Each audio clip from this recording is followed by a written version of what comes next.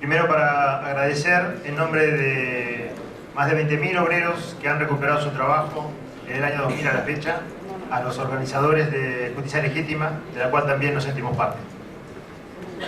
Voy a hablarles en mi triple calidad de profesional como abogado, exclusivamente en el terreno comercial y en el área de las quiebras, donde en muchos casos los empresarios la llevan a la quiebra, gran parte de ellas, o en algunos otros casos también abandonan o tratan de echar a los obreros para no pagarle lo que corresponde. Además, también en el rol de representante del movimiento de fábricas recuperadas, me toca ser el presidente, y lo que más siento es en el tercer rol de militante social activo de la recuperación del trabajo a través de los propios obreros de las fábricas quebradas. Desde el año 2000 a la fecha, más de 300 fábricas han sido recuperados por sus propios obreros. Como dije, 20.000 obreros están unidos en esta organización. Decía la doctora recién que se necesita hacer muchos cambios.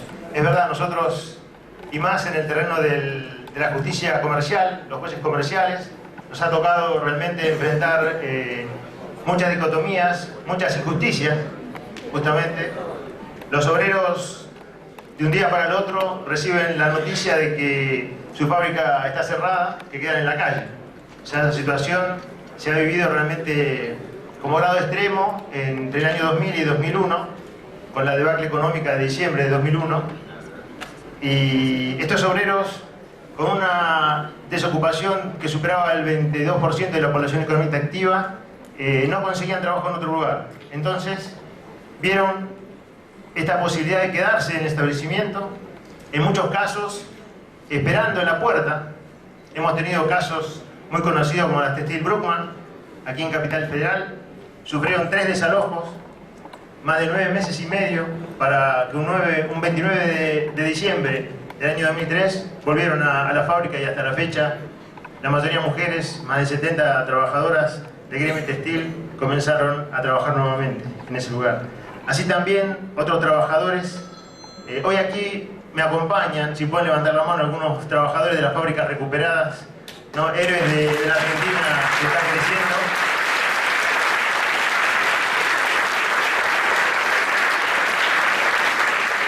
Como les decía, en La Vasconia, en La Matanza, en La Ferrere precisamente, un grupo de trabajadores recibió la noticia del dueño justo el 6 de diciembre del año 2001, que iba a buscar cambio para poder pagarles, aunque sea 10 pesos, para poder ir a sus casas. Y nunca más volvió. 7 meses y medio esperaron que volviera el empresario a pagarle su salario. La respuesta fue una denuncia penal por usurpación.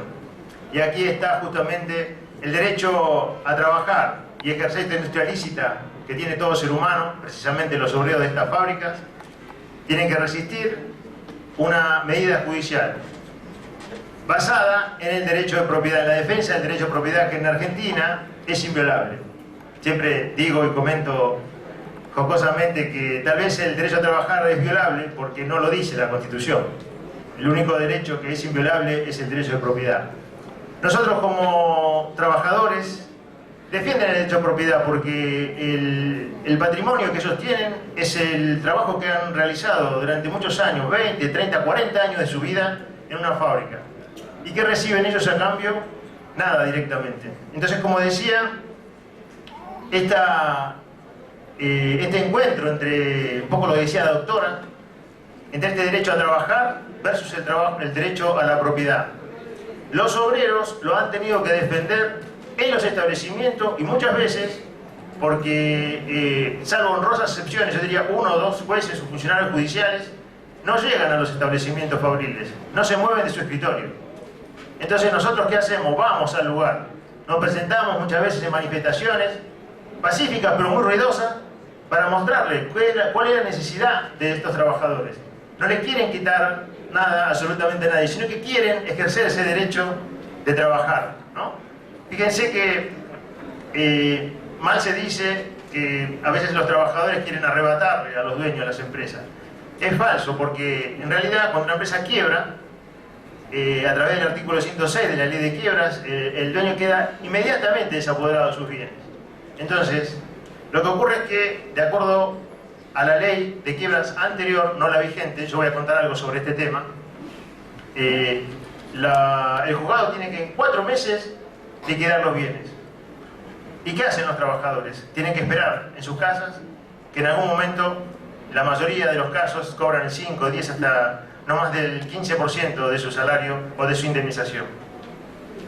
Concretamente, los trabajadores fueron hilvanando una respuesta desde las fábricas hacia los tribunales.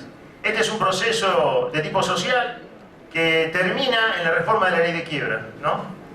Los trabajadores, fíjense que en la ley de quiebras anterior, la continuidad de la explotación de los establecimientos era de modo excepcional. Y con esa base, los jueces ordenaban el desalojo, ¿no? Encabezado por los síndicos. Y como ustedes, creo que la mayoría habrá visto que los obreros, a mí me ha tocado como defendiendo sus intereses, preguntarles, ¿qué hacemos si viene la policía? ¿Nos vamos o nos quedamos? Nos quedamos, me dicen los obreros. Y muchas veces resistieron. Lamentablemente se reprime a trabajadores por el solo hecho de querer trabajar. En mi caso puntual, a veces en forma tal vez absurda, pido en los escritos autorización para trabajar al juez, ¿no? En el establecimiento. Estos trabajadores que han ido demostrando, por ejemplo, tal vez en situaciones más difíciles, como el hospital israelita, el centenario hospital israelita, más de 109 años tiene, desde que lo fundaron los inmigrantes israelíes en Argentina, un día quebró, en septiembre, el 6 de septiembre del año 2004. Y los trabajadores estuvieron a la deriva hasta que un día decidieron formar la cooperativa de trabajo, que es el instrumento jurídico que se utiliza para poder administrar los establecimientos quebrados. Y desde ese momento a la fecha, más de 300 trabajadores de la salud, incluidos médicos, técnicos y empleados de maestranza, mantienen ese hospital en el centro de la capital federal, ¿no? Así también todos los rubros de la industria y de los servicios están, digamos, cubiertos por esta modalidad de trabajo. Como les decía, las primeras posibilidades le ofrecimos el alquiler a los jueces comerciales. Y los jueces dudaban de darle el alquiler, porque los trabajadores en principio no tenían capital. La respuesta nuestra era la siguiente, que en realidad dinero, billetes no tienen, es verdad, pero capital sí tienen, porque son los únicos que van a poder invertir el salario que ellos tendrían que cobrar durante 1 mes, 2 meses, 3 meses, para poder levantar la fábrica, con la esperanza de poder cobrar algo de su dinero, ¿no? Entonces, nosotros siempre decimos, como decía la doctora, en una visión donde la economía se maneja por el lucro, desde luego, tal vez tenga razón una decisión de un juez que le rechaza a los obreros la posibilidad de explotar un establecimiento. Pero si ponemos el centro en la preservación de la fuente laboral, en mantención de todo el establecimiento en marcha, que es mucho más importante mantenerlo en marcha que esté parado. Muchas veces nos toca viajar en diferentes lugares de nuestro país y vemos las taperas, o sea, establecimientos que fueron históricos, que albergaban más de 200, 300, 500 trabajadores, que hoy están destruidos. En ese lugar, lamentablemente, eso es lo que tal vez motivó a quien les habla a poder organizar a los obreros y no abandonar su puesto de trabajo. Para sintetizar, quería decirles que todo este andamiaje jurídico que se basa en la realidad de los hechos sociales fue, en principio, buscando resoluciones judiciales, ¿no? En principio teníamos el alquiler de los establecimientos. Luego, como sí o sí se tenía que vender el establecimiento, surgió la posibilidad de las expropiaciones de establecimientos. Muchas veces también, cuando presentábamos las leyes, las rechazaban. ¿Por qué? Porque no veían la utilidad pública, que hablaba la doctora también, en la preservación de la fuente laboral. Entonces la explicación era la siguiente: ¿cómo se puede ver la utilidad pública en hacer una autopista, ¿no? Como consabido Cacciatore, que hizo aquí las autopistas, también para hacer, por ejemplo, un hospital, para preservación de la salud, una escuela, ¿no? Un establecimiento, y para preservar el trabajo, la conclusión era que se tendría que expropiar o declarar de utilidad pública un establecimiento fabril. Así fue que continuamos las legislaturas de los diferentes lugares del país, de Capital Federal, de la provincia de Buenos Aires y hasta de Ushuaia, cuando nos tocó viajar por Aurora Grundig allá, ¿no?, en el extremo sur argentino, donde se declaraban de utilidad pública las fábricas y se las cedían a los trabajadores para que las puedan utilizar. Esa fue una de las alternativas, pero yo creo que la epopeya más importante de los trabajadores de la fábrica recuperada fue idear y plasmar en un proyecto de ley de reforma de la ley de quiebra, porque se deben modificar las leyes de fondo. Y gracias al esfuerzo, dedicación y también la intervención de dos personalidades de la Argentina, lograron modificar la ley de quiebra que hoy tenemos. En tres aspectos fundamentales. Como les decía, cuando una fábrica se quiebra, el juez, de acuerdo a la ley anterior, tenía la orden de tomar inventario, desalojar y clausurar el establecimiento. La ley actual tiene la premisa de que se tiene que preservar la fuente laboral. Eso quedó plasmado en la reforma. En el segundo ítem, los trabajadores cobraban el 50% de sus créditos laborales y también no tenían los intereses, no podían compensar su crédito. Ustedes fíjense la injusticia, que el acreedor prendario tenía podía cobrar el 100% más intereses y además podía compensar su crédito. El acreedor hipotecario lo mismo. Entonces nosotros decíamos que injusto esto dentro de la ley. Se había planteado la posibilidad de la inconstitucionalidad de esos artículos, ¿no? Hoy día está plasmado en la reforma nueva. Después también los trabajadores, era muy difícil que después de recuperar el trabajo ellos pudieran aspirar a ser los dueños del medio de producción. También la ley actual le da esta posibilidad a los trabajadores de las fábricas recuperadas, a que puedan adquirir en forma directa el establecimiento. Les cuento una pequeña anécdota para ir cerrando.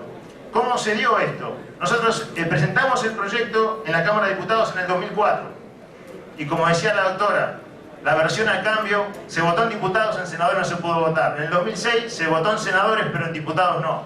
Hasta que encontramos al expresidente Néstor Kirchner en una fábrica y él lo dijo: ¿qué necesitaba?